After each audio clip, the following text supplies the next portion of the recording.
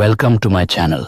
अगर आपको दुनिया के सबसे खौफनाक अनसॉल्व्ड और रियल मिस्ट्री केसेस जानना पसंद है तो आप बिल्कुल सही जगह पर हो।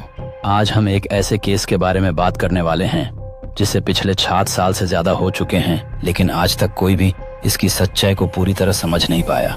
आज हम इस केस को सिर्फ सुनेंगे नहीं बल्कि इसे डिटेल में स्टडी करेंगे।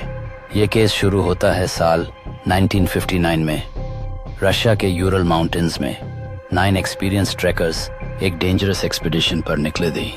ये लोग बिल्कुल बिगिनर्स नहीं थे, सबके सब ट्रेन थे और स्नो स्टॉर्म्स का एक्सपीरियंस भी रखते थे। लेकिन जो कुछ उनके साथ हुआ वो आज भी साइंटिस्ट और इन्वेस्टिगेटर्स को कंफ्यूज कर देता है। जब रेस्क्यू टीम वहां पहुंची, उनका टेंट बाहर से नहीं बल्कि अंदर से कटा हुआ था। सोचो ज़रा, कोई आदमी ठंड से बचने के लिए टेंट के अंदर होता है और फिर भी वो अंदर से टेंट को काट कर बाहर भागता है। कुछ लोग बिना शूज के माइल, कुछ बिना कपड़ों के, जबकि बाहर का टेम्परेचर -30 डिग्री था। लेकिन सबसे शॉकिंग बात, कुछ बॉडीज पर इंटरनल इंजरीज थे, जैसे किसी ने उन्हें बहुत ज्यादा प्रेशर से मारा हो, लेकिन बाहर एक स्क्रैच तक नहीं।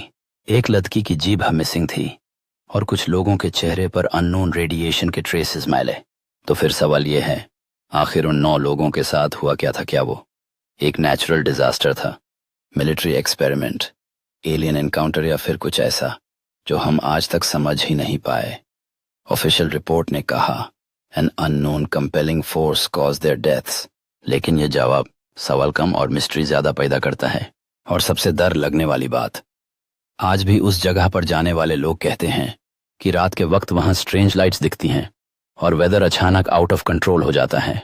तो दोस्तों, आपके हिसाब से इस केस के पीछे सबसे बड़ी वजह क्या हो सकती है?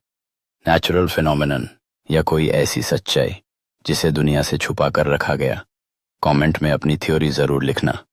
और अगर आपको ऐसे ही रियल मिस्ट्री केसेस पसंद हैं तो चैनल को सब्सक्राइब करना मत भूलना। मिलते हैं अगले केस के साथ।